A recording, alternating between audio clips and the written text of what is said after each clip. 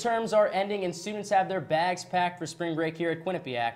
And while that may mean vacations with sunny skies and warm temperatures, it also means ECAC men's hockey playoff time, and the opening round is just around the corner. Hello everyone and welcome to the Q30 Sports ECAC Hockey Playoff Preview. Alongside Marty Joseph and Carolyn Fales, I'm Mark Spillane. Guys, thanks for joining me. No problem, Mark. Pleasure to be here. Thanks for having me. Good to have you both here. So let's get right into it. Before we start, let's take a look at how the ECAC playoff tournament bracket looks with Game 1 of the first round coming up on Friday. The tournament will open on Friday, as I mentioned, with number 11 Brown traveling to play number 6 Harvard. Number 7 Cornell will host defending national champion and number 10 Union. Number 5 Dartmouth will have number 12 Princeton in town, and number 9 RPI will travel to play number 8 Clarkson. So like I said, things are going to get underway on Friday, and that's what the bracket looks like. And there's some interesting matchups this coming weekend. So let's start off with what you guys think are potentially locked teams to get in. Who has no chance of really being upset and moving on to next weekend to the quarterfinals? Well, Mark, I think one of the best games to watch this weekend is definitely going to be Cornell and Union. Union had a great run last year, as we know, to the national championship, but I actually think Cornell is going to come out on top in this one.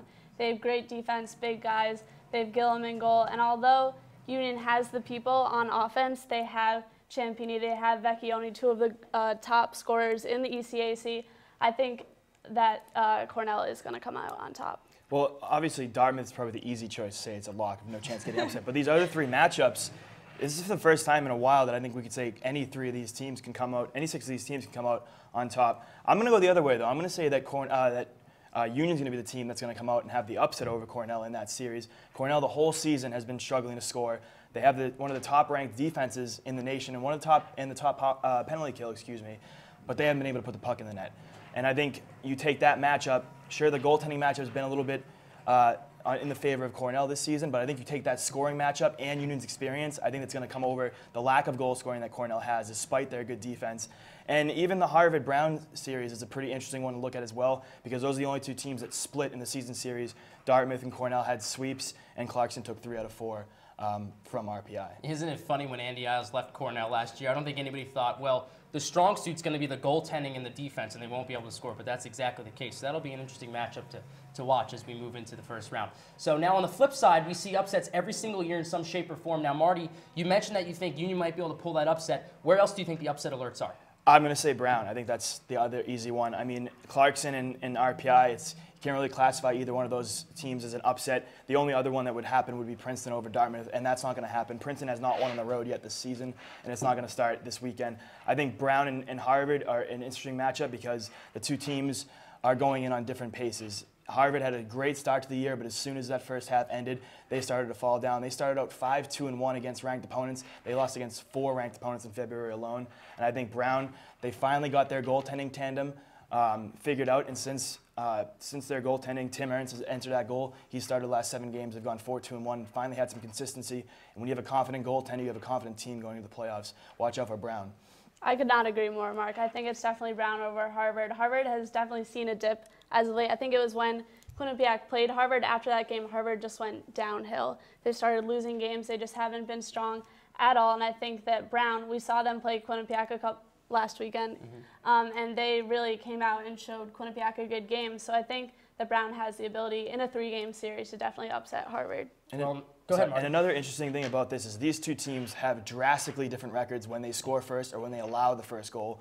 Harvard is 4-9 when they allow the first goal. Brown's 3-15. So whatever team gets that first goal in these games is probably going to come out on top, judging by the records so far this season. Well, you know what? When we saw Brown a few weeks ago, you mentioned to Carolyn, when they were here to play Quinnipiac, they got those first 2 goals. They only hung on for a tie. They didn't get the win, but you know what? A tie's a tie, especially against a top-ranked team in Quinnipiac. So now we've discussed some potential upsets and interesting things to watch. And this year, QU is the top-ranked team in the ECAC and will host the lowest seed that advances to next weekend. Keep in mind that the teams will reseed. So who do you guys think will be making the trip to Hamden to play the top seed of Bobcats next week? I do think it's going to be Brown, Mark. They are number 11, and I think they'll be the lowest seed for Quinnipiac to play. And I think it'll be an interesting game because they did just play us, so they know us. They saw us recently. Saw Quinnipiac, not us, excuse me. And we'll see who can score in that first period. I mean, I think that Brown could give Harvard a run in this series, just because of the way that Harvard's kind of limping into the postseason. But I think it is going to be Union going to be the team. I think Harvard will maybe see 3 games out of Brown, but I think Harvard will get past Brown, having 3 games at home. So I think Union will be the team coming up to Hampden to play Quinnipiac.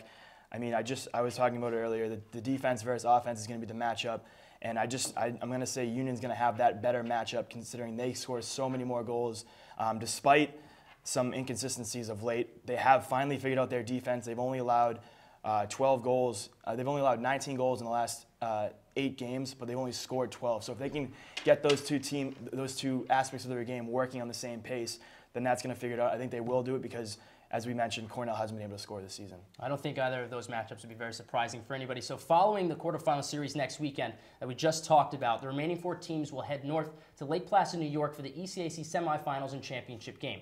Which team jumps out as a potential surprise contender to make it to championship weekend? Marty, let's start with you.